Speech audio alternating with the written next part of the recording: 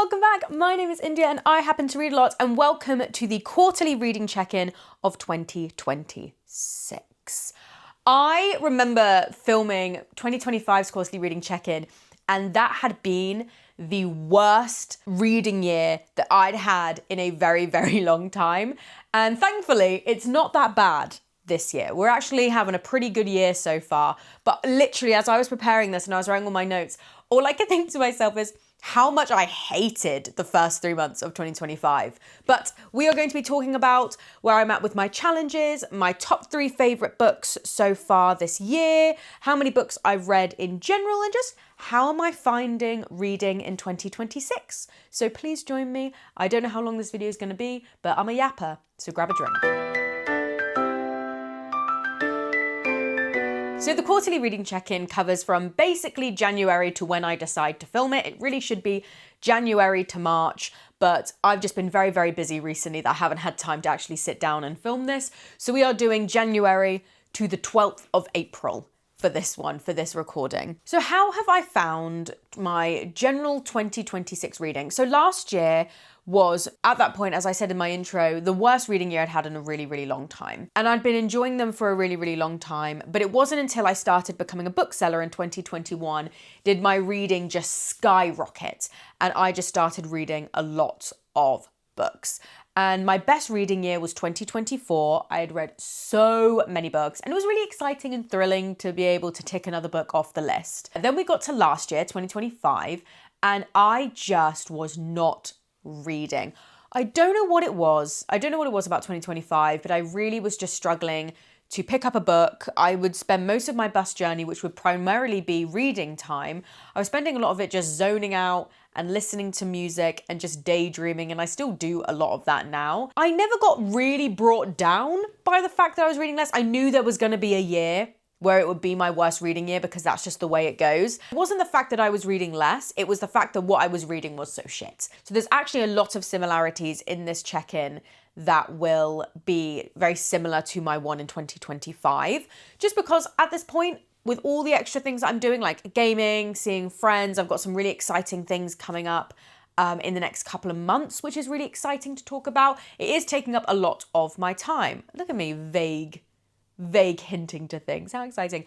But it is taking up a lot of my time. So I just do not have as much time for reading.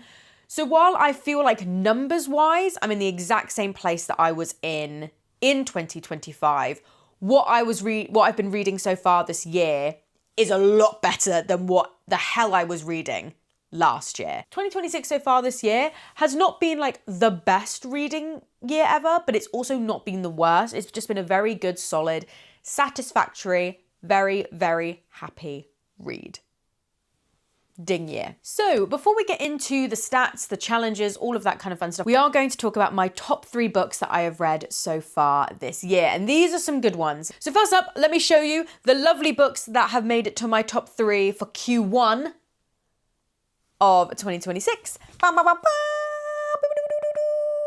There we go. Look at that bunch. It's so fun filming this because right now it's just a blank space. The power of editing, people. But yes, these are my top 3 books that I've read so far this year, and I'm very, very excited to talk about them. First up, in third place, we have Revolve by Khabra. Now, if you have been on this channel since its fruition, you will know that the Off the Ice series by Khabra is by far my favourite romance series to date. Taking out the sports romance, taking out the contemporary romance elements, just in general, my favourite romance to date. This is the third one. The 4th and final book comes out this August, which I'm incredibly excited about. It follows my favourite male character in the series, Kian Ishida. It follows Sierra Romanova. She is an ex-Olympian figure skater who took a very big fall at a very big competition and has since then been out of action and has just been recovering. But she is very, very scared to go back on the ice due to the PTSD she experienced from getting injured. She ends up, through the power of romance novels, teaming up with Dylan Donovan, who is one of the, multiple hockey players that we've met throughout this series. And he also has an ex-figure skating background. And they are basically, through the power of romance, forced together to compete together and to get her to a place where she feels she's comfortable enough back on the ice to get the career that she felt that she had lost. And in the process of working together to work towards figure skating competitions, they fall in love. And it is so good. What I really, really like about this book is each book is getting better with each iteration. If any of you have seen my March 2026 wrap up, you will know that I feel like at this point now, I know for me what makes a good romance novel. And this is by far, I would say, one of my favorite romance novels that I've read. I feel that we have two great characters that are incredibly interesting, layered, and exciting. Outside of their blossoming romance, they have a lot going on. We learn a lot about what motivates them, what's setting them back, what they're overthinking about, what makes them who they are. And then we get really, really, really great chemistry. And I just really feel that Khabra's romance books are very much character focused. And I know that sounds very silly, but there are a lot of romance books out at the moment that are very smut based. And they are basically smut with no plot. And listen, sometimes those books are needed. But for me, my favorite kind of romance books are truly, truly, truly where you feel like the main characters are individuals outside of the romance. And it sounds crazy because you'd be thinking to yourself, India, isn't that everything? You'd think, but as I read more and more romance, a lot of the times certain romance books I've read feel like I don't really know who these characters are outside of what the plot needs them to be for them to get together at the end, And I don't feel that way with Khabra's work. I think she truly, truly, truly is very, very good at making you root for them as individuals. I would enjoy reading a story about Sierra getting back on the ice, regardless of if there was a romance involved. And I think that's what's really good about Khabra. I also will say this once, and I say it again, and I say about every Khabra book, she has the best side characters that I've read in romance books so far.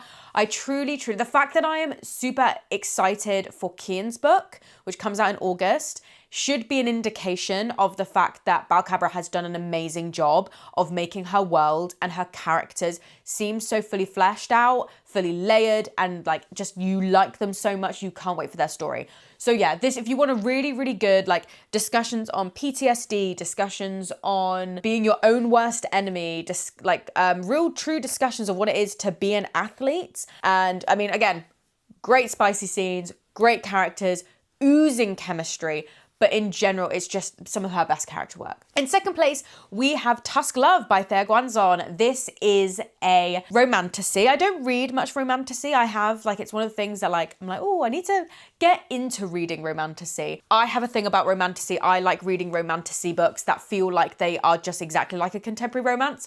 The setting just happens to be fantasy, rather than it always being, I am some princess with powers and I have to save the kingdom with my shadow daddy enemy.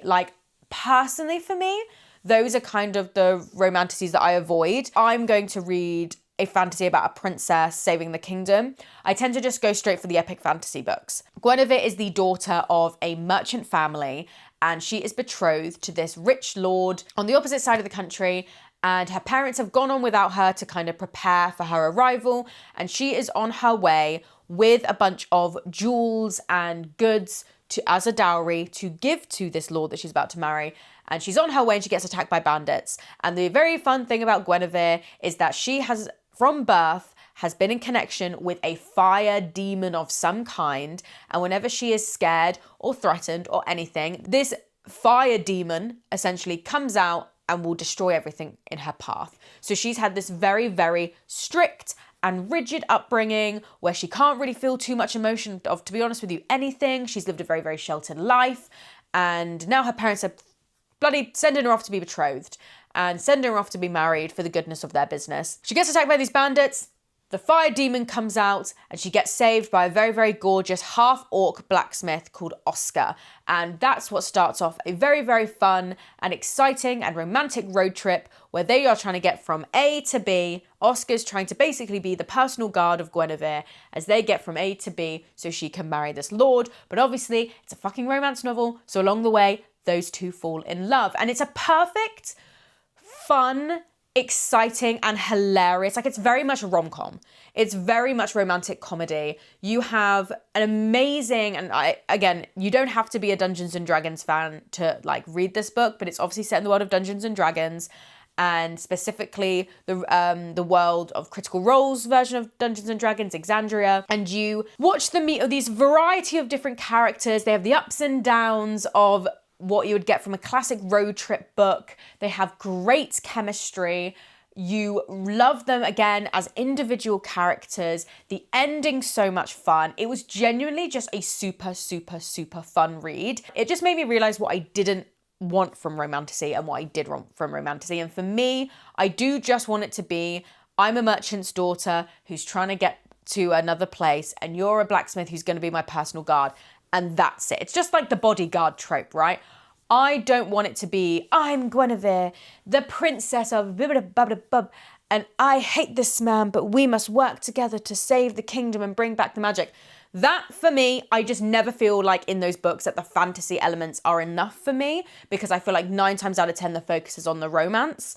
So again, that is why I tend, if we're going to be saving the kingdom or if we're going to be bringing back the magic, I need it to be written by somebody that is writing as a fantasy, not as a romantasy. Because I always find that the fantasy elements are incredibly lackluster. That was what I was trying to say at the beginning of this review, is that I find that the fantasy elements are just incredibly lackluster. What I want from my romantasy is more of the lower stakes stories that just have the fun tropiness that you expect from a romance, where the focus is on the characters and their romance, and we're not trying to do anything other than get from point A to point B and maybe make out under a waterfall, you know? And that's what I realised from Tusk Love. It's made me realise I don't hate romantasy. I am just I'm more picky about what romantasy I read. But it is very, very good. And if you want like a really fun, hilarious, exciting, sexy romance book, I would highly read Tusk Love. And then finally, my top book of the year, which is very interesting to see if this will maintain as my favourite book of the year by the time we get to December, and that is Yesteryear by Caro Claire Burke. This is a literary fiction story that I've been pitching as The Secret Lives of Mormon Wives meets Black Mirror, and it follows Natalie. Natalie is a trad wife influencer who one day wakes up in what seems to be the 1800s, and Natalie can't figure out whether she's time travelled or whether she's in a reality show or what the fuck is going on, but she's in this olden day house, like 1800s looking house, with a man that kind of looks like her husband and kids that kind of look like her children, but it seems a bit off, and she doesn't know where she is, what's going on, and she now has to live the life of a traditional 1800s wife. And we follow 2 points of view. We follow her in her present day, but she's also kind of in the 1800s. And then we follow her when she's freshly 18, going off to university, and we follow her from 18 all the way up to the day before she wakes up in that house and is really, really confused. And you find out all the decisions, how she meets her husband, her children, how she starts her blog and her social media accounts, and all the decisions she makes that ends up with where we are in her like actual present timeline / 1800s. It's very convoluted, very timey-wimey, and I don't really want to say too much due to spoilers, but it is very, very good. What I have found recently is this year for me has really been the year of I love books written by narrated by unlikable characters. I find that it gets my cogs turning a little bit. I thought Natalie was one of the most interesting literary fiction characters I've read in a very long time. It made me feel like when I was reading Yellowface by R.F. Kuang, and I really, really enjoyed Yellowface, this kind of out of touch white woman where there are certain elements of her life which you can understand where she's coming from, like sexism that she experiences, the fact that she's intelligent but everybody undermines her, all of that, you can understand certain things and you go, yeah, that must fucking suck. But also everything you stand for is awful. And I found it quite interesting being in her head where you can understand her in certain capacities and also not fucking like her in other elements. And I really enjoy kind of the breakdown into the trad wife social media persona and kind of the nuclear MAGA family. And I just thought it was so incredibly well written. And I like the fact that Caro Claire Burke does not let up. She doesn't make you go, guys, you should feel really, really bad for Natalie. Because she's like in a like Republican family who are like insane and posh and rude and evil. Like you should kind of feel bad for her because she just wanted a family. You don't feel that way at all. You are just like, Natalie fucking sucks. she's also in a shitty situation, but she is also not that nice of a person. And I think it's a very nuanced thing you have to do to make a character so unlikable, but the reader still wants to keep reading it and still wants to finish it. So yeah, I absolutely loved Yesteryear, and it's officially out now. I read it a couple of months ago. It was incredible. Officially out now. I think it's because of the nature of unlikable characters always makes for divisive reviews. I've only seen like 1 or 2 average reviews. Every other review I've seen has been incredible. And I swear to God, it's so fucking good. And if you are missing the fact that The Secret Lives of Mormon Wives says like, you know, the cameras are off at the moment, I would recommend reading Yesteryear. So that is it for my top 3 books of the year. We're now going to dive into like the stats, the challenges, all the fun little extra things. I've been yapping away. As I'm filming, we're 23 minutes in.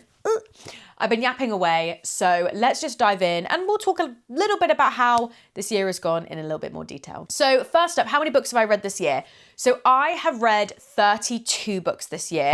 I am halfway through book 33 and book 34.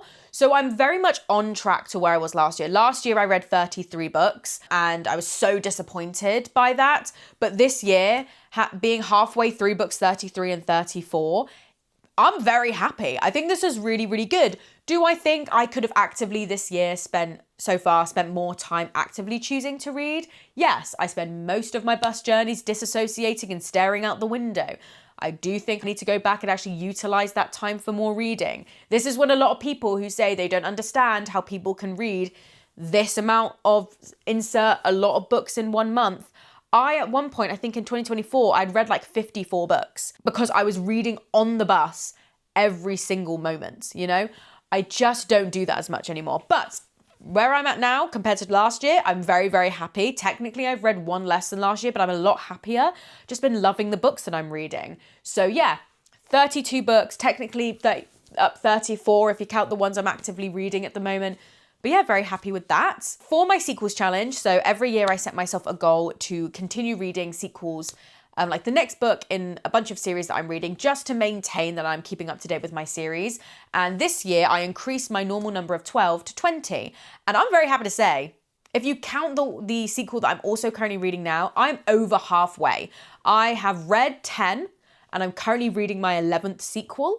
So that is really, really good. Like the one thing also from last year was that I was flatlining on all of those challenges. Like I really was not that far. This year I locked in, and I think it's because, again, the books I've chosen for these challenges and the series that I'm reading are just books that I really, really enjoy. So yeah, I'm over halfway through this challenge. So I'm feeling very confident. I've technically sort of one off from completing last year's challenge. So I'm doing well. It does help. I have a manga focus this year, and I truly feel having a manga focus has allowed that for ease.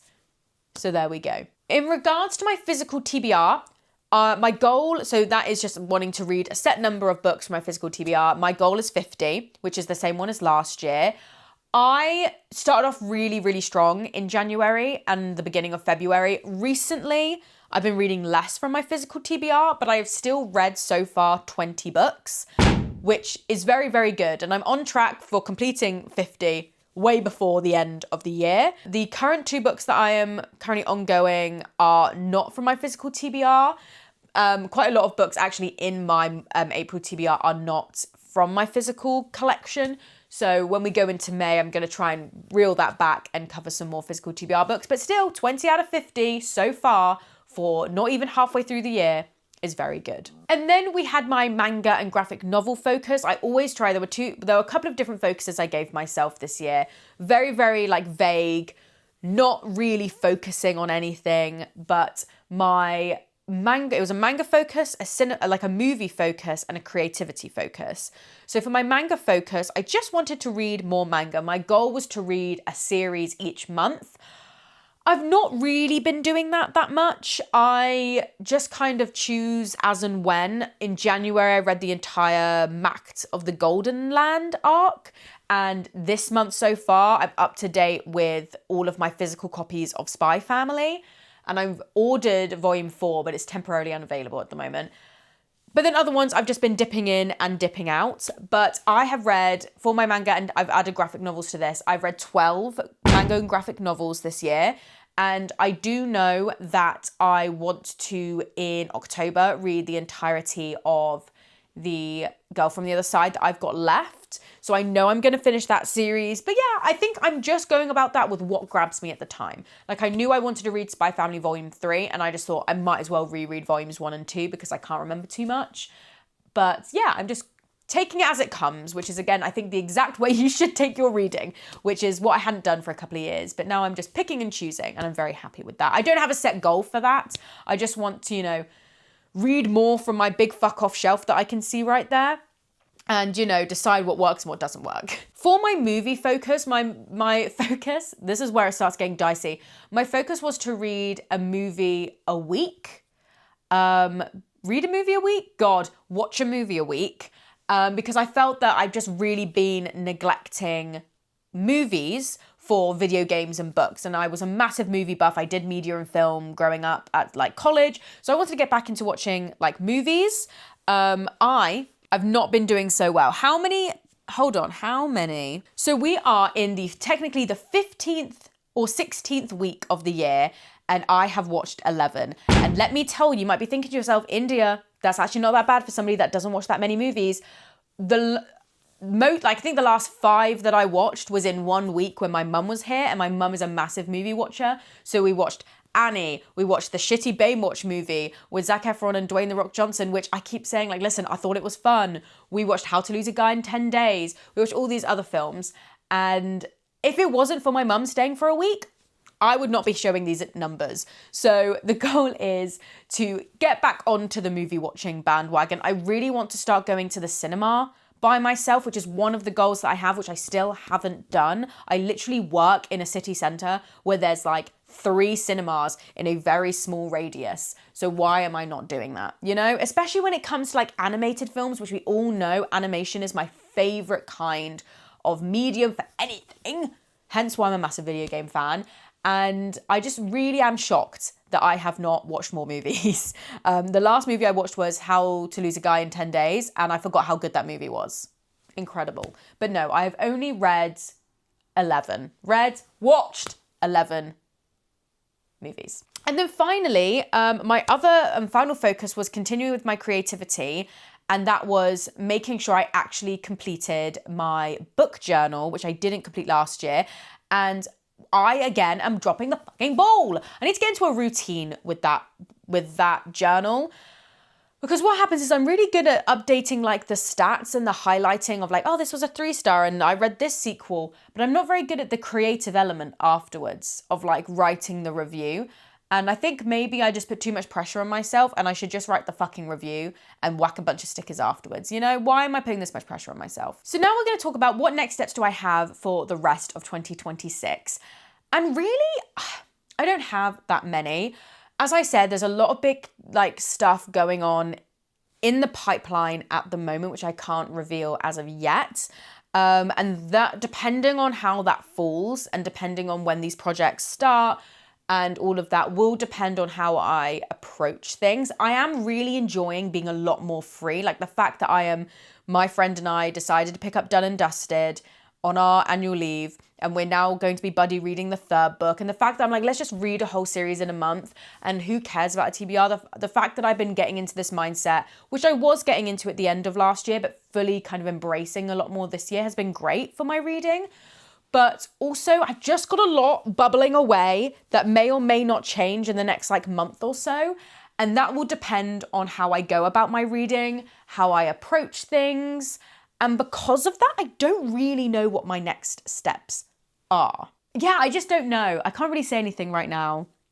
But I just don't know what to do for next steps. I will say I do want to get back to reading on my bus journeys because I'm losing a lot of good solid reading time. I used to be able to get through a book in about 3-4 days. My current book that I'm reading, Everyone in This Bank is a Thief, which so far I'd highly recommend. I'm on a week into reading this, and that is so unlike me for somebody who also loves that series. So yeah, we need to get back onto it. We need to be on it. But yes, thank you so much for watching. I love a good quarterly check-in. I'll see you again for the mid-year check-in, which is really, really fun. And yeah, thank you so much for watching. Please like and subscribe and all of that fun stuff. I don't know what my next video is going to be, so bear with me. But yeah, thank you. Bye.